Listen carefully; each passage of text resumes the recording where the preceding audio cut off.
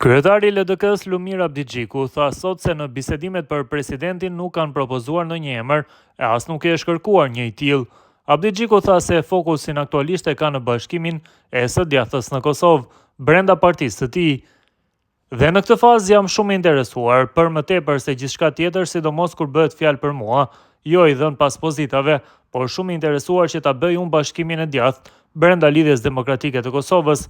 Ky është misioni primar që kam sot, ju tha gazetarëve Abdigjiku.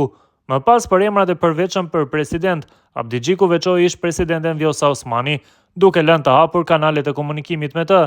Presidenti duhet jetë një figurë unifikuese, që e bën mirë politikën e jashtme dhe i hap dyert në tavolinat kryesore të botës. Besoj që Vjosa Osmani ka qenë një kandidat e shkëlqyer për këtë, u shpreh Abdigjiku me vlerësim për ish kolegen e tij në LDK.